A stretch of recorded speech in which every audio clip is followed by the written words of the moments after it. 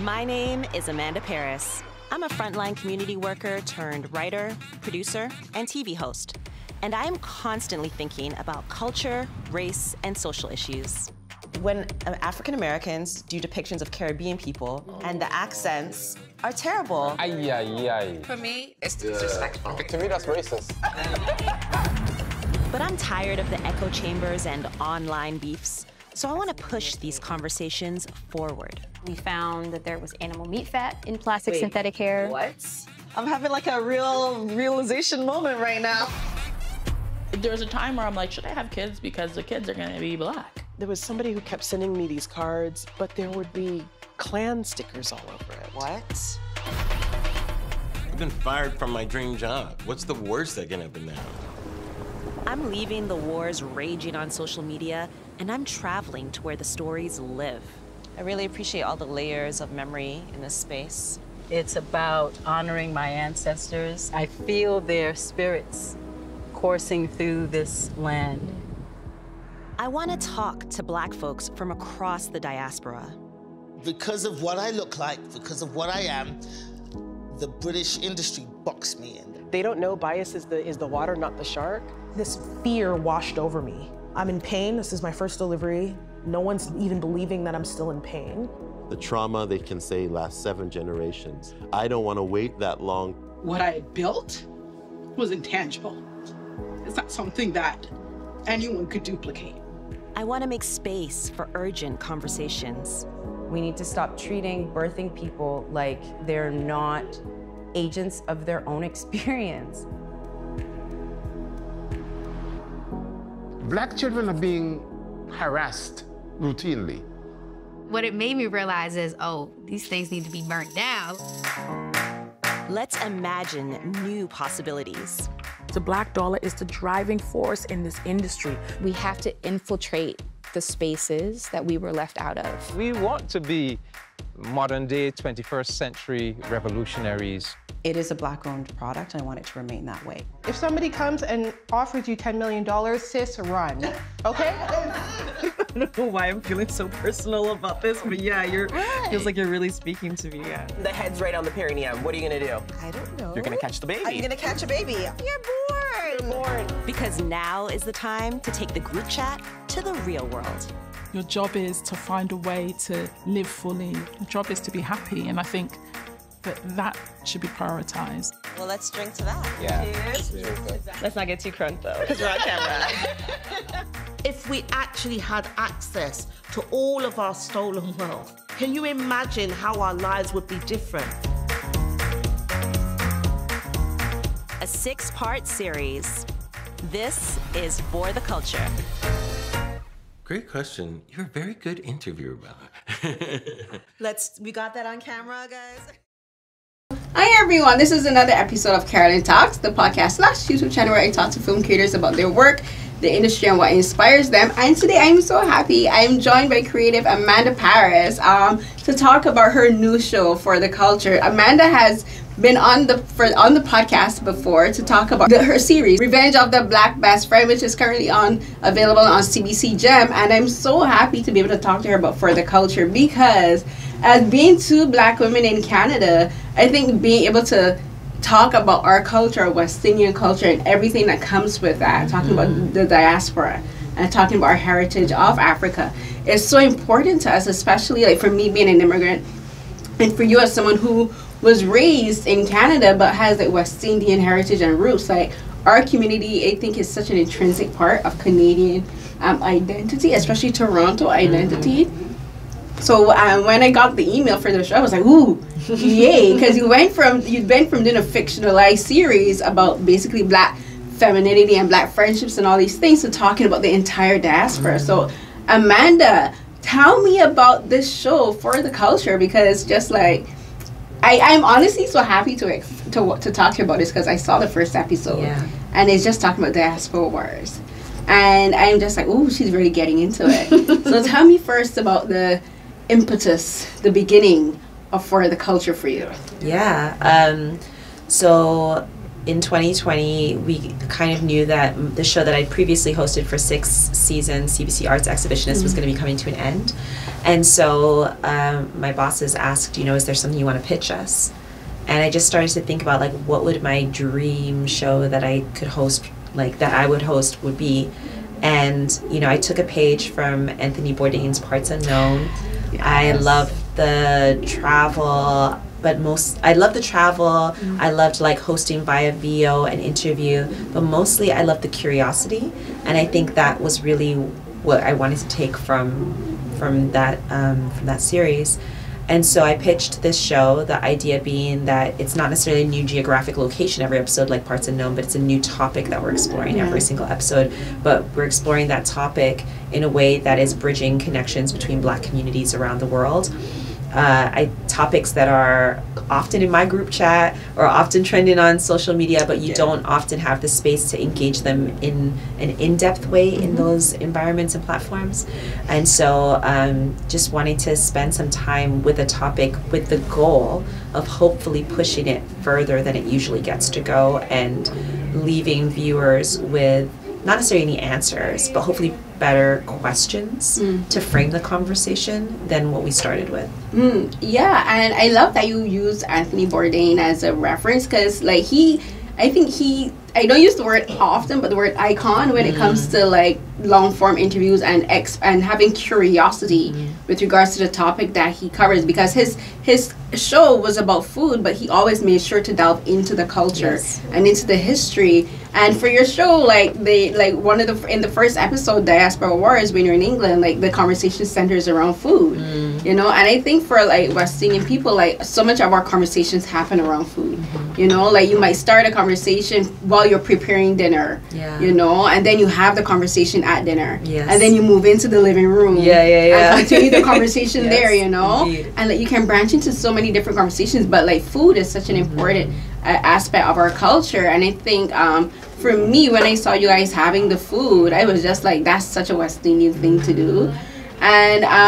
But one of the first questions I really want to ask you is, what does culture mean to you? Because I like Barbados recently had our independence, November the 30th, and I was like, you know what, let me be talking about West Indian culture. Let me put on the colors of my flag, which is the blue, yellow, and black. Put it up. So for you, what does culture mean for you?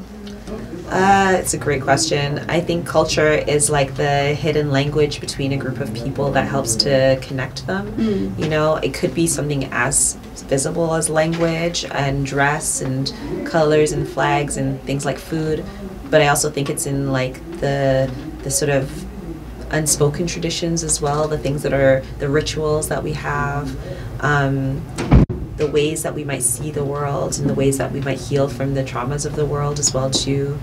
I think, you know, there's so many different Black cultures, and I think, you know, we say for the culture, which is kind of like, you know, a sort of term that that has just been around on the internet for a hot minute, which sounds singular, but it's not. It's this idea of like, this is for all Black folks, hopefully, like that everybody, actually it's for everyone, but it's like this idea that hopefully there's something that we can glean from it in the midst of having all of these different cultures.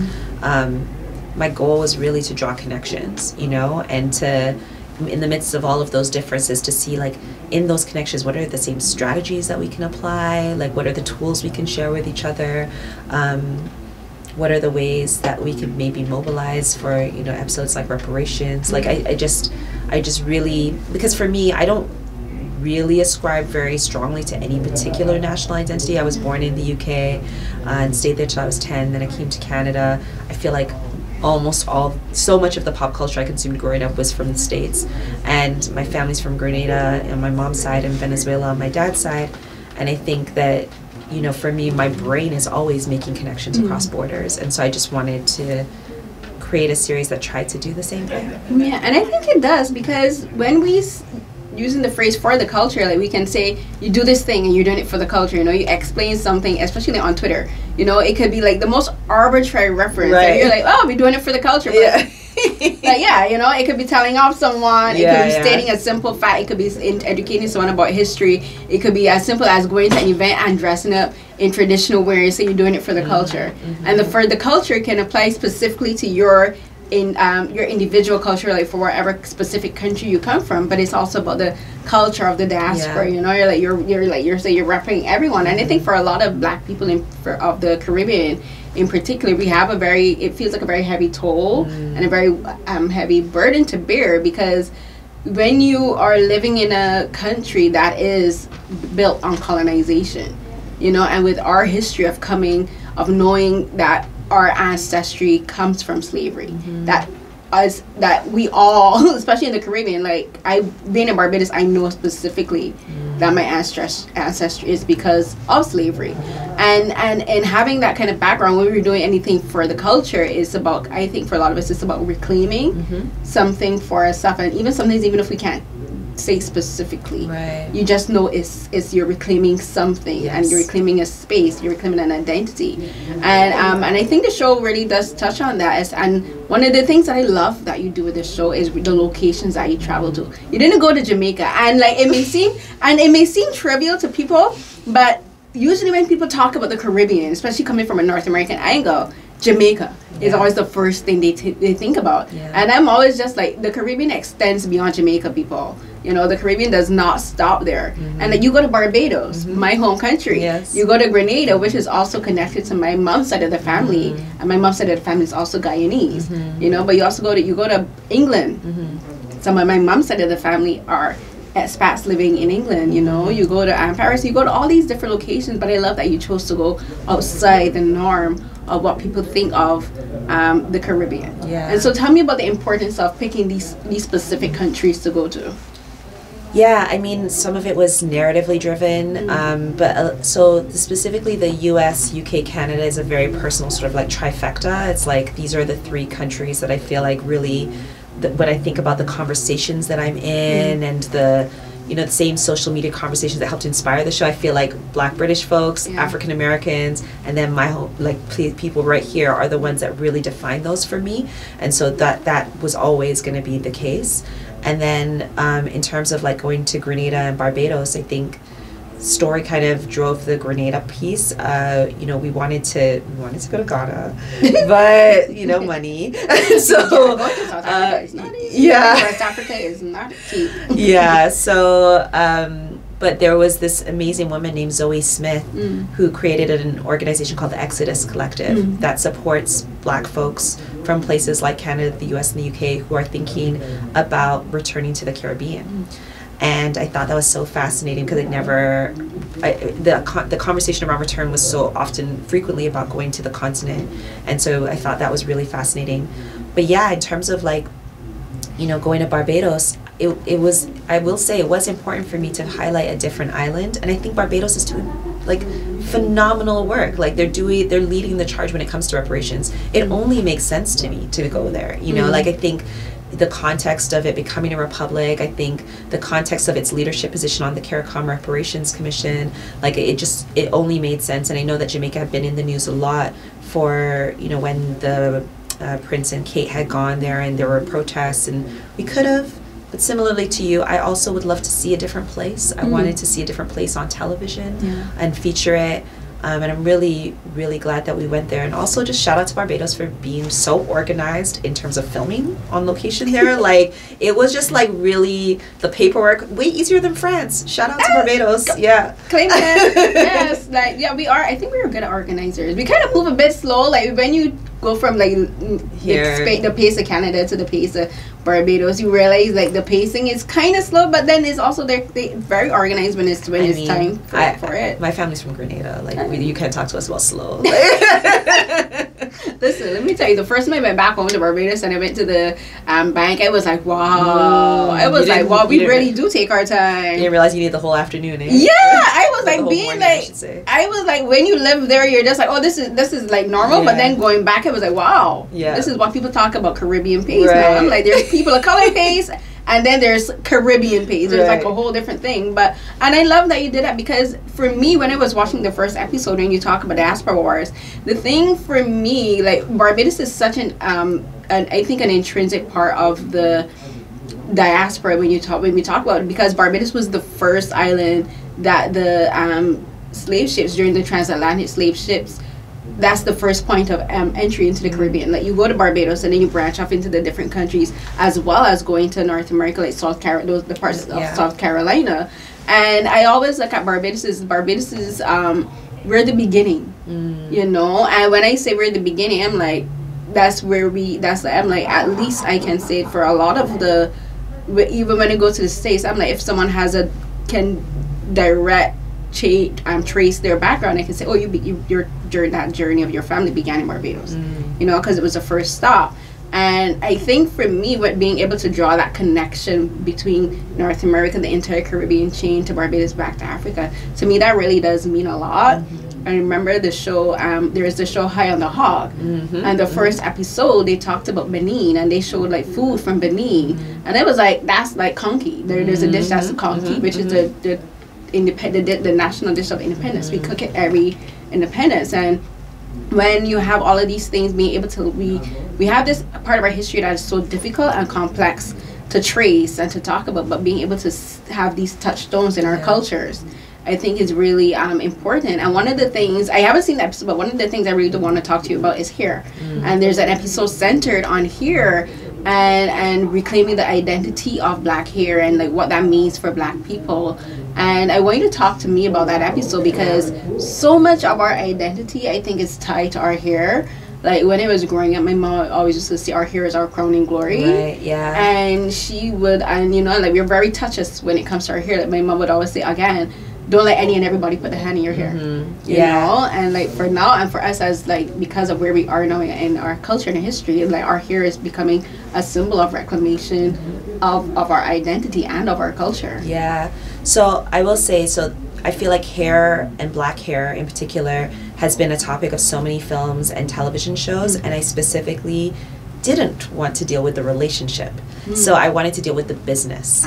So I feel like, you know, there's beautiful docs that exist about our relationship, and I've seen a lot of them, and I'm so grateful for them, because I feel like they help to heal something for me as well too. But I was really curious about the fact that this is a multi-billion-dollar industry that many black women around the world have put their money into, but are really the ones who profit from it. And so that is the guiding question for that episode. And so we explore it in the question of distribution, and think about and learn about the monopoly that has kind of come about in terms of distribution and having it centered in Asia, to exploring education and the fact that people are getting certified to do hair without ever having to touch black hair or learn anything about black hair, and then going to the experiences of entrepreneurs who create products, but when they decide to scale up, so frequently sell those products to these large conglomerates that are not black owned, and then that product changes in some cases. And so, you know, we engage in these conversations with folks on the front line, with salon owners, with product creators. We interview a woman named Renee Gadar, who is the global artistic director of Textra at Veda, who's pushing for policy change around how people get certified to do hair. So yeah, it's a really, it's an episode that, you know, I have no personal connection to other than being a black woman with black hair and being curious about what the hell is going on in this industry. You know what I mean? And it was a really revelatory one for me, and I'm hoping that I feel like there's a lot of conversation about the personal connection, but I'm also like, that personal connection comes with a dollar sign, you know, and we've invested so much money into it. And so I'm just curious. I'm hoping that it'll get people talking about that part of it as well too, which I think we do on social media, but again, we don't go far. Yeah, we don't go very in depth, because that's something that talking about the business aspect of black hair is something that me and my friends have talked about, like on Twitter, and like I would talk to with the hairdressers that I used to go to. I don't go to a hairdresser anymore because my hair is so short.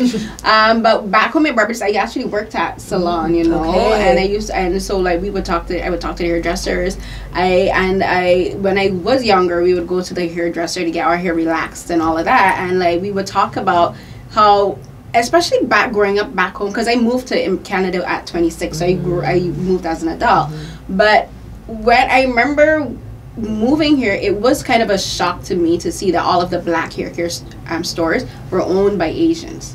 And then I really started to learn, oh, South Korea really has like a foothold in the black hair care industry, you know, whereas back home, all of the hair stores are owned by black people, you know, and like it was a culture shock for me to see that. Like all of the girls working on the floors are black girls, you know, but the owners of the stores are usually Asian. Like there's Beauty Supply Plus, that's a Asian owned brand. And then I learned, oh wait, South Korea, a lot of them come through South Korea, you know. And then for especially in America, it's the same way, you know, a lot of them are owned. And then as you're talking about how like they're brands that start by black people, but then once they sell out to the big conglomerates, the quality goes down. The quality isn't really geared toward natural black hair anymore, you know, and that does affect us because you're like, but what are we supposed to do? Yeah, and I think, you know, the episode has generally turned into a conversation around capitalism, like, because really that's what we're exploring. It's just this little small example of it. But I think it's really fascinating because, you know, it's not like people came in and were like, we're going to take this industry from you. Like, Koreans got involved in black hair because after the Korean War, they realized, oh, this is a market, and was already a huge, like, industry of wigs in Korea, and they realized, oh damn, we could do this really easily. Like, you know what I mean? They love their wigs. Yeah. When you watch the ajumas and they got those curly wigs on their heads, like wigs are a big deal there. It's just kind of like a response to, you know, after the Korean War, and so many people migrated to the United States, and they're like, what are the businesses that we can create that will be successful? And so, you know, it's just a really fascinating sort of evolution of how things kind of went down. And I think now it's thinking about, we interviewed Dr. Cheryl Thompson in this episode, and she has this one quote that I stayed with me, where she says, you know, we're so often thinking about, we have to change our ideas of success, because so often success is this idea that you have to keep growing, getting bigger and bigger and bigger. Just like, maybe success is just having one store over here, and that store does really, really well, and that's okay. Like, why do you have to keep growing in this particular way? Maybe that's what the trap is, you know? And I think that's the thought that I'm left with, and it completely goes against the ethos of capitalism to be like, no, I'm okay. I'm good. You're doing good for yourself. Like, you're making a profit, you're able to provide for your family, and you're providing for the community. Like, and like, it's funny you say that, because I was recently at an event for the Toronto Real Asian International Film Festival, and I kind of posed a question to the panel that was speaking. I asked them about what's their idea of success, because society tells us success is about reaching up to a level that pleases society rather than pleasing ourselves, you know. And like what you're saying, it's the same way. It's like, why does success have to be something grandiose and big, where it could be more personal, you know? As long as you're fulfilling a need in your community, you're fulfilling a need for your family, why can't that be considered success? And I think for black hair, and it's not only talking about black hair, it's talking about, again, going back to diaspora and talking about all these different pockets and these different discussions, is like, why does our idea of success as black people, what is our success, our idea of success as a culture, have to be something determined especially by capitalism? You know, when capitalism is the foundation of everything that's tore our heritage into what it was, you know? Like, capitalism started the slave trade. That's where it all came from. And it's like, why are we letting capitalism dictate who we are as a people and like what we can and cannot do? And I love that you kind of tie that into here, because like, as you said, like, black hair care is the biggest, I think, beauty industry profit maker. After that is makeup, you know, and like black makeup actually is also like getting right up there with black hair care with regards to like cornering the market. But I wanted to ask you, when you were talking about the hair, I wanted to ask you, were there any discussions that came back to how, because of like these companies being bought out by these larger conglomerates, which are usually white owned, were there any discussions about how for a lot of black women they chose to go back to natural hair care? Because for a lot of us, like for me in particular, I had to stop using particular brands because they weren't working with my hair, and I had to start making my own hair products. I started mixing my own hair oils and like that kind of stuff. Were there any discussions? I mean, it doesn't make it into the episode, but there was a part of, we did a round table with a bunch of with several folks on the front line, so salon owners and product creators. And I remember one of the salon owners, she said something that I wish did make it in, but it just didn't, where she said, you know, I think so much of the conversation is guided by what you're doing with your hair. Like, if you are dealing with the hair that grows out of your head, then the chances are you're probably not going to be buying these hair, like buying these weaves and these wigs and these whatever, and so then you are probably going to be buying black owned. But if you are dealing with trying to transform that hair that's growing out of your head or whatever, that she said that has to be a part of the conversation. And it was interesting. I do think there are a lot of natural hair care products that have also sold those. So you know, I think we touch on it, but it didn't make it into the cut. There's so much good stuff that didn't make it into the show. It's so hard. It's so hard. You're like, we have an hour, but it's actually a television hour, so it's only 44 minutes, and then you're like, oh, there's just so much good stuff. And so because of that, are there any plans to possibly do, if not a second season, like maybe just a special episode releasing specific images and segments that we're able to make it in? Because I'm always interested to find out when you have, especially for limited series, whether it's 6 episodes or 8 or 10, and you're like, so many things, as we would say, are left on the cutting room floor. Like, are there anything, is there like any plans to say, you know what, this is so important, I'm gonna have to bring it back, just so that people can get to see, and this can also generate more conversation? Not exactly that right now, but we're definitely thinking about ways to extend the conversation, because we know that the things we learned cannot be contained in that 44 minutes. And so we're thinking about different things, whether it's like bringing some of those guests back to do a panel, or to have an article, to write articles for us about, you know, a piece that was only a small part of the episode, but there's a larger story around it. There are folks that we had to not include, like interviews that we did that we had to not include, that maybe we can engage in a different way. So definitely trying to think about different things, because I think it could extend. And you know, we are hopeful for a season 2, fingers crossed. I'd love to do more of this and on more topics and go to more places. I would love to explore like Black Brazil and like, you know, and just there's so much to explore, so I'd love to keep going.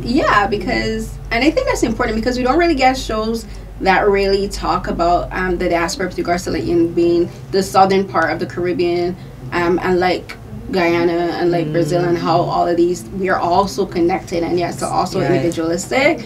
And I think that's something I would love to see, that because it's, especially now, I find like for CBC, the show's going to be on CBC, and I think like there's such a positive change going on with Canadian television in particular, because again, when I moved here, there weren't that many shows about Black people. I can't remember one. I think the one show that I can remember that was about people of color was Little Mosque on the Prairie. And that was the big show when I first moved here. And then recently we had The Porter, and then now we had your show, The Revenge of the Black Best Friend, and then the Black Untold Stories. Black Life. My brain is like, I think that's the subtitle. You're right. Right. I was like, Black Life Untold Stories. And like I got to interview like Leslie Norville for that, and it was so important to me, because I'm so happy that we're getting to see all of these, not just fictionalized stories like The Porter, but we're getting more stories and more shows about Black culture, Black Canadian culture, and Black Canadian heritage, because I've been living here for so long, and there's still so much I have to learn, you know? There's still so much that I want to know, and I love the fact that you took this show and you're like, I'm doing this show for the culture. You know? And it was really, as you speak about Black Canadian experience, it was really important for me also to include Black Canadians in the global conversation around Blackness. Because so often when people think about Blackness, they're thinking about African Americans, sometimes Black British folks, maybe they'll think about the Caribbean, but no one is thinking about Black Canadians. I know, right? And we're here, and we're part of it, and we're going through a lot of the same issues and a lot of the same things. And there's, you know, of course, that myth that Canada is different, better, more progressive, all of these things. And this show's not about dismantling the myth. It's just about inserting us into the conversation as another component of it. And so when we're talking about something like the Black maternal health crisis, it's a documented crisis in the United States and in the UK, but Canada refuses to track race-based data. And so we have frontline care providers who are saying this is a crisis and it needs to be studied.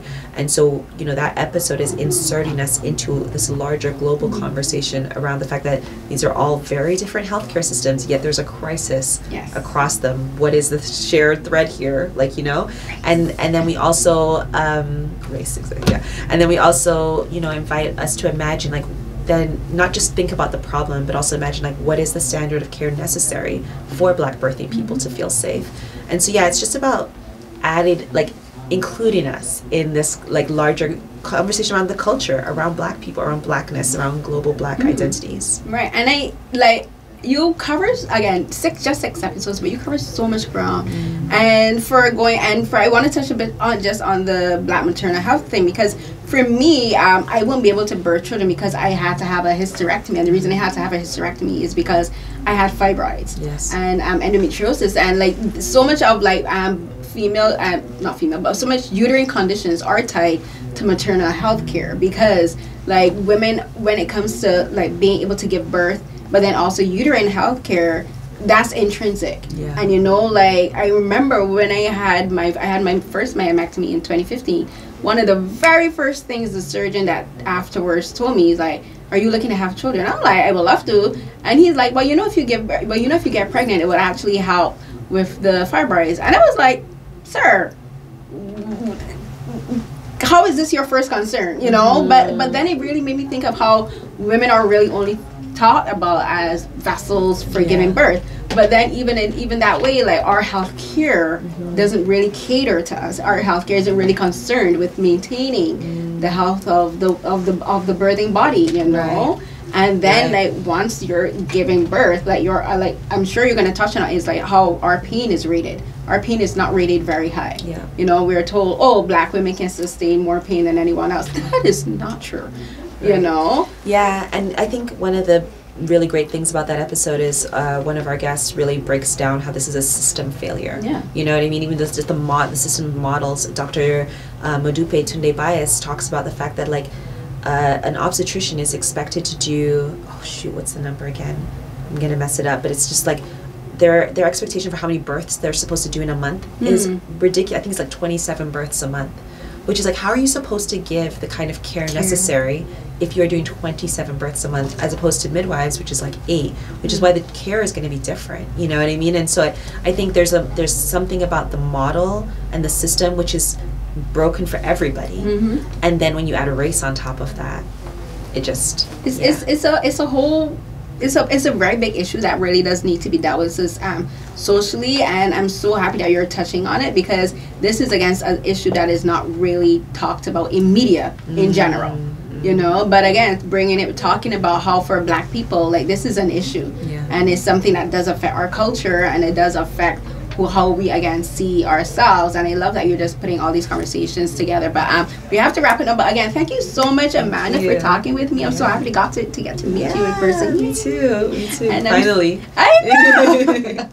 But I can't wait to see the show. Releasing in January. The date is January 30th. Oh, I think yes. 30th? Yes, January 30th. I should definitely know that. So you guys can look forward to that being released on CBC and CBC GEM. And please, is there going to be like a hashtag for instance, for people to talk about it on social media? Because that's the impetus for the show. That's a good idea. And we will get back to you on that. Again, thank you. Congratulations. Thank you. Bye.